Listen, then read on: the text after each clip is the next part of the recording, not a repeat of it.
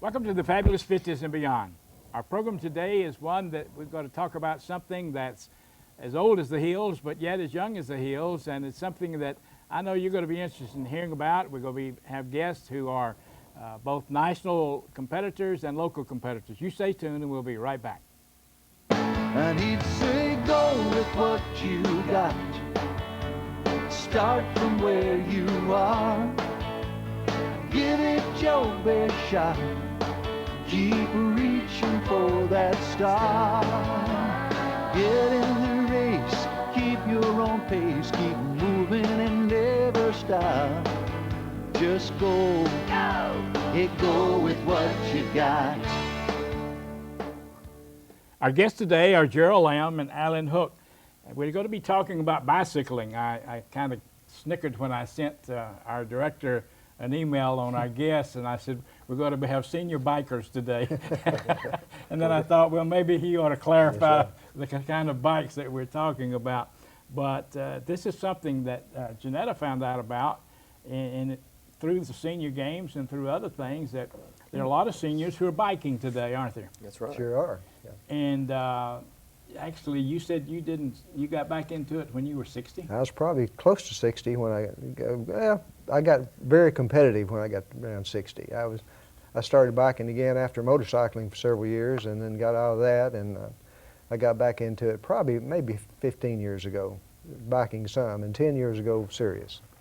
Well, is it something that more seniors are getting into later on in life? It sure seems to be. Yeah, the baby boomers are retiring, and they're looking for activities they can get involved in, and it's a good way to stay fit and stay active without being too stressful on the joints and too jarring like running and whatnot.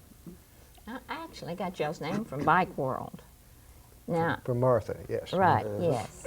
Now, do y'all have like a club or a We have group? CRCC, Chain Reaction Bicycling Club. Yes, we have what, over 100 members probably. Probably 150 or so. Wow.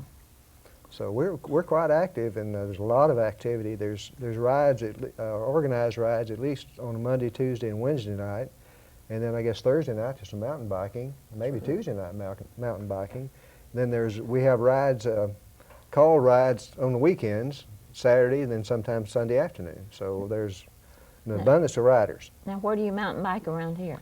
Land between the lakes. Oh, That's where most of people do. Southern Illinois is getting a few more people are coming up there too to do some.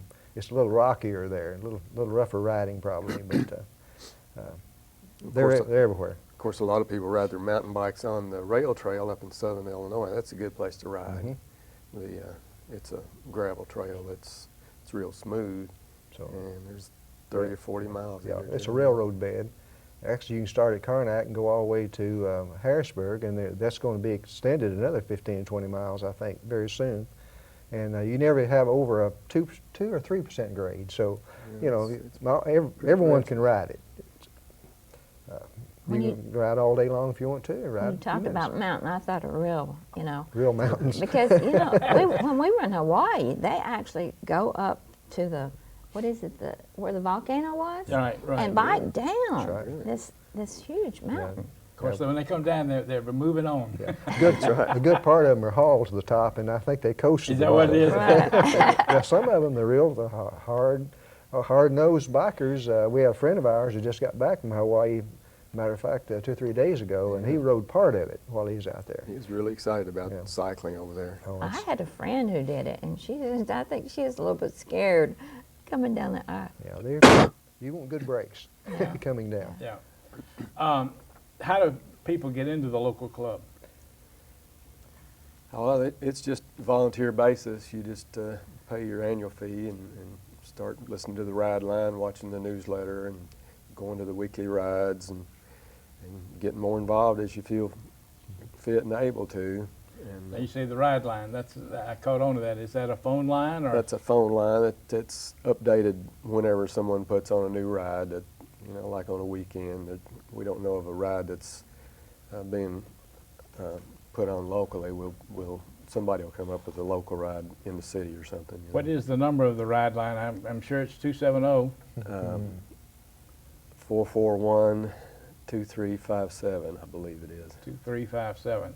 Right, And that pretty well keeps them up to date with what's happening right. with the club. Of course, we always know the standing rides, Monday, Tuesday, and Wednesday night, and Thursday is pretty well standing. This is just in addition to In most addition of the to. time. Where are the standing rides held? We start at behind Higdon McBride's on Monday night, and Carroll ride Road. out Noble Road and out around behind the plants. It's either a 28-mile ride or a 20-mile ride, I think. And you can do, you can ride as far as you want to and turn around and come back. So we have Martha usually brings several newcomers out, and they may ride 5 miles of it or 10 miles of it, and they may average 10 miles an hour. Then you have the guys like Alan that's running 24 miles an hour. So we have everything in between. There's no pressure on anyone to ride any particular speed, and to join the club is what, $10 a year? I think so, individually. Or $20 for the Family, it's family maybe membership, 20. and it's almost like nothing. And at the end of the year, we have a big banquet, and if you remember, your meal's paid for, so you get your money back. Yeah, real Right. In quick. December. It's, Yeah. it's a bargain to join the club, and it's good for you. Well, I Keeps you guess involved. the key point or the center point in this area is Bike World, then, isn't it? Pretty much, And yeah. Wooden Wave down Wooden Wave. It's a lake. Wooden Wave is also is a large bike club, and they sponsor a lot of things too, and they have a lot of mountain biking mainly down in that area, but there's a lot of road riders. Where are there they too. located? They're at on Dover Road and Grand Rivers. Grand Grand Rivers. At the Trace. At the as you go into before you get to the Trace, they're off on the right-hand side, and Steve Wilson runs that, and of course Hutch Smith runs the one here in Paducah. But we have a lot of support here. I thought it was interesting, and we see the medals here. Are they all yours, or are they both your medals? Right, well, Those are his. we both got a pretty good stack of them, but I just brought an assortment. I've probably got 30 or so that Now, I've won over the years. which ones are national? The those- only national medal event I've scored in is this ribbon. I got 6th place in one of the time trials at Pittsburgh last And year. that's probably worth more than all the other golds. I'm anyway. more proud of this one. That one, I've Yeah. been working. I've got within 2 places of getting a ribbon. Yeah, yeah, That's when I fell. yeah. And I still went across the line, but I was rolling. You rolled out. I thought you were going to say flying. Are the other ones state medals? These are state medals. This one's from Kentucky, and this one's Indiana, and I think this one is a regional game in Illinois at Wren Lake, and this one's the Illinois State Game medal. So we both in Missouri. I started a couple of years before Alan. I'm of course quite a bit older than he is, but so I think I was counting. I got 52 medals so far, and some of them are gold. Most of them are gold, silver, and this last weekend though, all I could do was two bronze. So that was a qualifier in Indianapolis to qualify for the nationals that will be held in Louisville next year, which is Yes. the closest this will ever be to Right, us. right. Yeah. There's a lot of interest coming on, a lot of people coming in trying to qualify to make that. Because Seems in the big. next 2 years, it's going to be in California. Oh, So I mean, it's getting away from us. well, that's the thing that we were talking before we went on the air about the senior games in Western Kentucky, and I said, I don't know, I think she got 5 or 6 gold medals this year.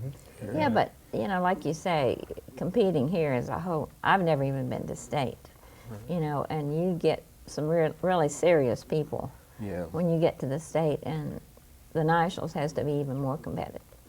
Some course, the nationals are, it's totally different.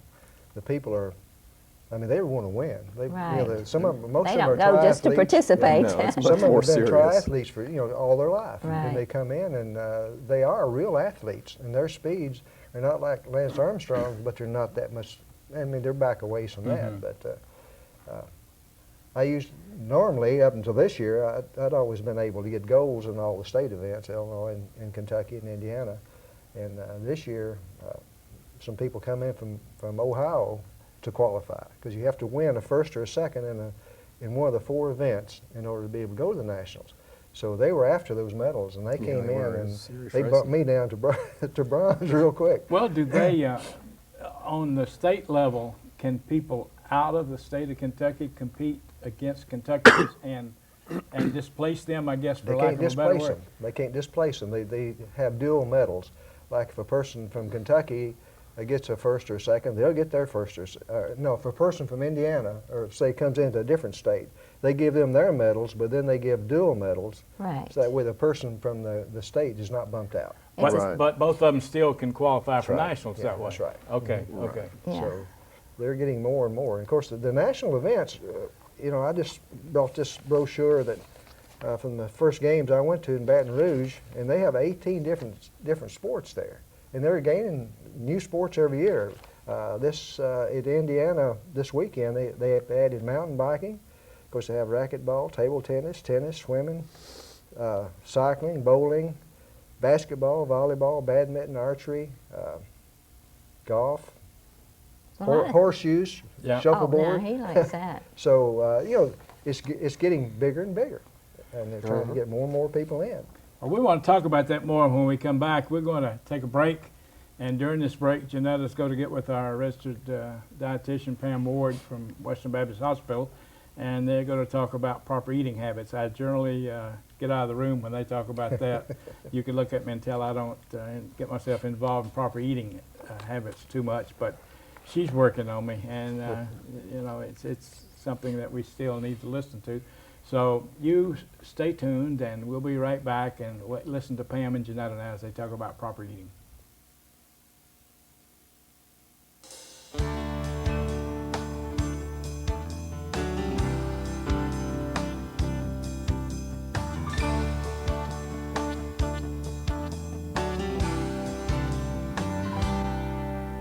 We welcome Pam Ward back today. Pam is a registered dietitian at Western Baptist Hospital, and she comes each week to share some tidbits with us about how we can be healthier, how we can lose weight, and lots of other things, don't you? Lots of other things. So what are we going to be talking about today, Pam? Well, today I want to take a little different angle than we usually take. We get a lot of questions on how to lose weight, how to maintain, a low-calorie diet, those type of things.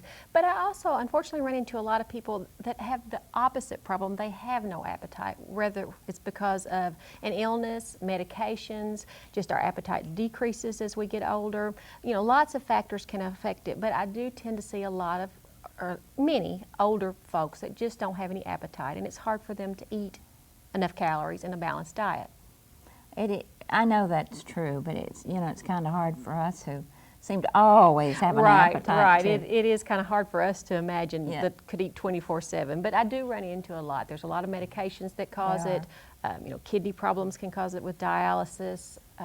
Certain medications, as I said, cancer is a big one. That's what I was thinking Yeah, about. and of course, with us having a cancer treatment center in the area, we have a lot of folks here Right. that suffer from cancer. I was just talking to a friend of mine in Florida, and she said her brother-in-law has gotten down to 115 pounds. Yeah, that is not And uncommon. that's, In particular, cancers tend to be worse than others. Head and neck, throat cancers tend to see a pretty rapid weight loss. Pancreatic cancer, but almost anyone that's going to go through treatment with their cancer is probably going to suffer some sort of appetite because decrease. the chemo kind of, Chemo will do it. Yeah, Right, chemo will do it. right. Unfortunately, it gets better, but we've got to get you through that, that point right there.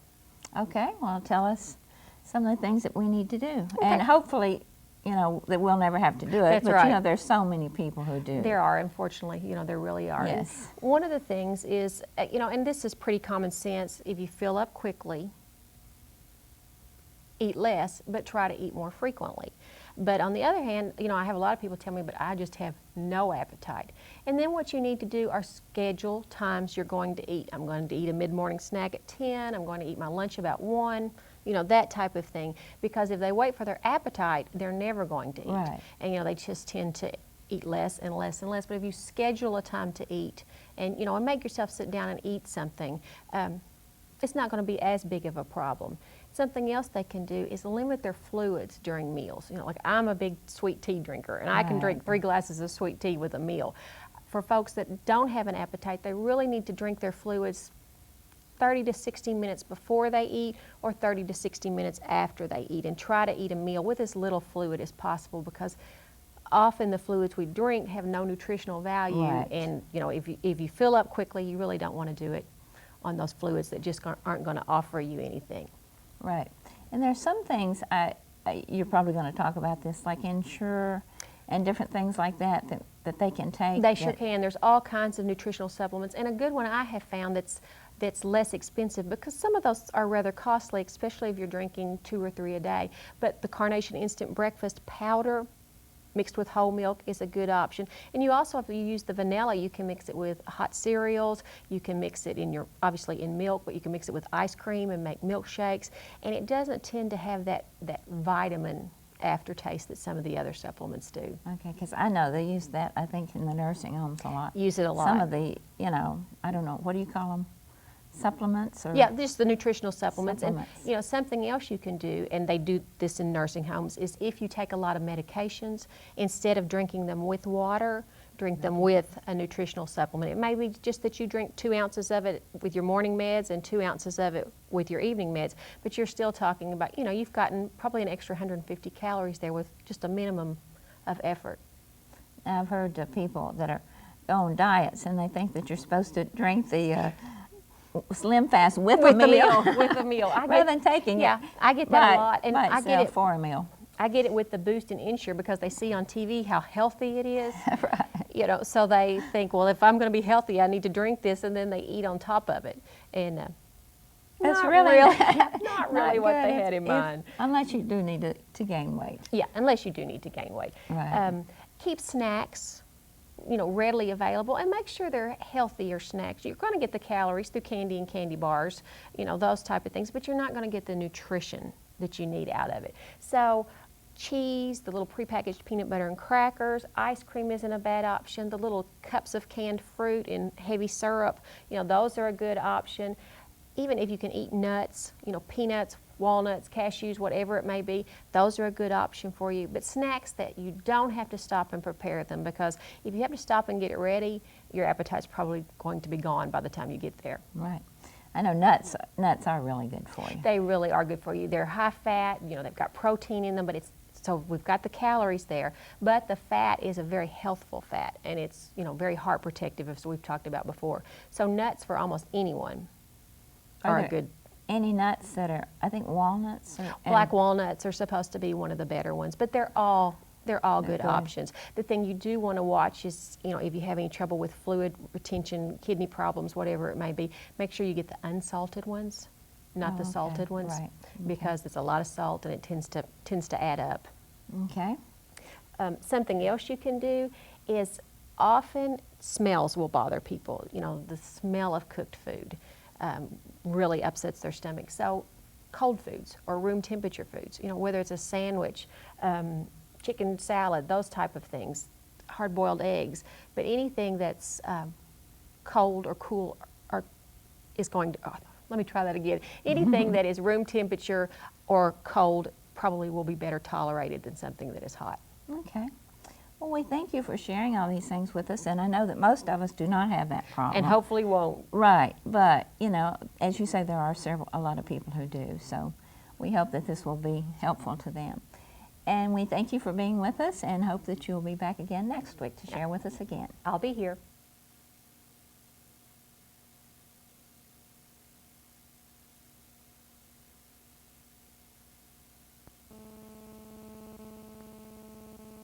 Our guests today are Gerald Lamb and Alan Hook, and we're talking about bicycling, and that's something that's becoming very popular today. I know that just since we moved back 12 years ago, I've seen more bicyclists up and down our road out there, and you were just talking about that you have traveled our road in it. Quite often. And we need to, let's talk about some of the, what'd you call them, town events? Yeah, various towns have events over the weekend. Alan's got a pretty good list of them going, and I thought the names of them were pretty cute. Oh, Go yeah, ahead, they do. talk to us and tell us something about them. Well, the Hopkinsville ride they call the Little River Ride because of the river country up in there. It's a pretty good ride. We always see some Amish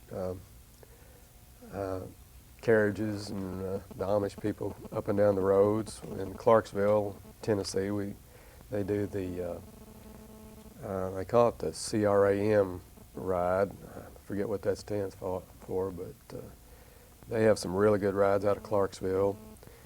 It's pretty flat country, fairly easy riding. And then the Mayfield ride started up last year, I believe. It's for one of the cancer One of the societies. shelters, ladies, women's Oh, that's shelters. right, it was the It's a shelter. One of the ladies' churches, shelter. is it the Lighthouse? I believe that's right. Lighthouse. It's a benefit ride Okay. for that. Yeah. And in Benton, they have what they call the Tater Day ride, Tour de Tater. Tour de Tater. Tour de Tater. Is that during the Tater Day celebration? Yes. Kicks off the Yeah, it kicks it off, celebration yeah. that day. It kicks us off too, because that's the first one back. Any of us start riding, after a winter. That's one of the first ones, and it's quite hilly. As you probably know, the terrain around there is hilly, so, Yes. Right. so Marshall that hurts County. us pretty bad. Yeah, it's a fairly difficult ride. Then this weekend we'll be going to the Tour de Corn in East Prairie, Missouri. It's corn country, and they serve corn on the cob at the rest stops, and that's kind of unique. That's a good place to get your first corn on the cob for the year. Yeah. There's about 500 riders in that too, so it is not It's a small getting- ride. That's It's a getting big really ride. popular. They have a good festival too. It's town-wide, and they have parades and car shows and whatnot to get involved in. Vendor sites and cooking and all kinds of things of interest. And then in a few weeks we'll be doing the Bloomington, Indiana Hilly 100. That's it's a fairly difficult ride that a lot of us like to go to. It attracts 4,000 or 5,000 riders every year. It's one of the biggest rides That's around. 5,000 cut off. That many. Really, it's Do a they do huge they ride. do they ride in I guess for lack of a better Groups phrase, or groups or yeah, waves? that's what I would. How No. do you do Is it it? just one big? They want the fastest riders to start first, of course, because you'll have some riders 6 or 8 years old, riding with their parents, and some that ride only that ride each year, and it's been going on about 30 years. Yeah, it's an And old ride. it's a big, but we climb about, we was talking about climbing feet the other day, which is kind of what you go by, how hard the ride is. We climb about 3,000 feet each day. It's a 100-miler, but you climb 50 miles each day, so it isn't really all that bad. But you exert a lot of energy doing that. It's a really interesting ride. They have good rest stops, and they have bands at each rest stop. And Entertainment, good. great food, and it's on a high school campus, and just we're all spread out all over the place. And they have vendors there selling bicycle parts and bikes and giving massages and It's like a just- fest. Yeah. Yeah, it is. You It's a sleep in the festival. gym, sleep on the gym floor if you want to, or we take Right. RVs up to sleep in, or tents. And don't forget my Yeah, and we hometown have the- Metropolis Superman the ride. Superman we had that Festival, about Metropolis. just, 2 weeks ago. Yeah. And that's we 60 or 30-mile ride, whichever. And it's a little bit demanding, not too bad. Well, I think I see from our conversation and from some of the things that I have noticed, because I love to go to festivals, and I don't get to go near as many as I like to, but I read about them, is that the bike event is the thing that's kicking off a lot of the festivals, isn't it? Yeah, it's And I pretty big guess part of it. it's because you're able to get more people involved in a bike event than you are in a running event, right? It seems like it. Yeah. Probably. Yeah. I mean, up north in the east, northeast, we see a lot of run events kick off things, but down here we're seeing a lot of bike events. Yeah, aren't we? of course, there's a lot running also. I'm not involved in running at all, and a lot of our members are. They're triathletes, and they go and they do the Ironman and half Ironman, and that's getting to be big too. Now, the Ironman, isn't that in Ohio? Well, It's the one that's of the them biggest is. one. The yeah, national. probably. Oh, yeah. that's the Yeah. that's for the Yeah, you nice try to get to go there. Yeah, that's probably the biggest in the world. Is it Mount Placid, where they're Lake Donna, Placid, Lake New Placid. York. That's going to be held in the next month or two, I think. Well, do they It's have tough a one. senior Ironman competition? Yes, they do. It's not a full Ironman. I don't think it's a shorter distance, but they do have triathlon. I don't think I'd make it. I know I wouldn't make Well, it. I'd drown, first of all. I wouldn't have to worry about getting on my bike. I wouldn't make it past the swimming part. But There's one more ride I wanted to mention. That's Okay. our local club, CRCC, Chain Reaction Cycling Club, puts on a 100-mile ride in the fall in September. And we might mention the website. the club website is crcc.net if anyone wants to keep track of our local club and the rides available, and just log on to the internet and go to crcc.net. Okay. Do y'all ride through Land Between the Lakes a lot? Some do. They usually have a ride or two through Land Between the Lakes each year. I haven't been on it recently. Have you been on it the last 2 or 3 years? I mean, It's a that good would be a ride. tough ride, It's a good wouldn't it? ride. Yeah. I enjoy it when we go because it's very demanding and you know, to get used to hills. But I think during the fall, that would be a beautiful ride. It would.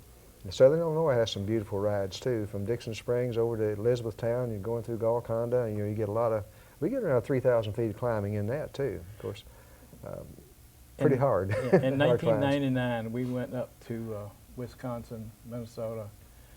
We actually went up there to check out something, and we have a van, an old conversion van, and we took it, and we actually did primitive camping, but coming back, we came the Mississippi River scenic route. And it was in the fall of the year, and it was outstanding. I mean, no interstate. We just took that river road and came down through, and you cross the river periodically as you come down through there, and it was really outstanding. And I think people need to get out more Yeah. and see what's around us. You know, you don't have to take a 6-hour plane ride to get somewhere to see something when we got a lot of this beauty around us here in Western Kentucky and in the other states that surround us also. And I think that's something that we need to impress upon our people who view this show. We haven't talked about the state games. Now they're coming up in September, aren't they? That's right. The Kentucky State Games are coming up. Their senior games are coming up September the 20th through the 24th In Lexington. in Lexington. And you went to Lexington last year, didn't you? Yeah. But that was a good. That would be a good one. It's the same weekend as the Illinois rides for me. Years previous, they've had Kentucky used to have their qualifiers on Thursday, and we'd do them on Thursday, then go to Springfield, Illinois, and do those on Saturday and Sunday. So, but you got to qualify there in order to get to the Nationals, or someplace to get to the Nationals. And so that's one reason we started going to all different. Went to Iowa last year, and Iowa and Indiana and Kentucky and Illinois, and hopefully you'd qualify in one of the places. Right. Some states won't let you come in and ride. Right. Tennessee won't let outsiders. Florida won't let outsiders. But Well, listen, we really appreciate y'all being with us today. We're out of time, believe it or not. It's quite all right. But yeah, it's been fun, and we'd encourage our viewers to get involved in bicycling. Remember, It's healthy. It's healthy. You right. can. You can't ride a bicycle though. I thought I'd put that out. You don't have to tell everything you know. But you know, you stay tuned and come back again next week. We'll have another show for you, and we like to have fun here. And if you know of somebody that you'd like to see on our show, let us know about it. You can always get in contact with us through our website, thefabulousfifties.net. 50s is spelled out, or you can call us or write us. And I'll give my address. P.O. Box 7, Bose, Kentucky, 42027. Use it or lose it.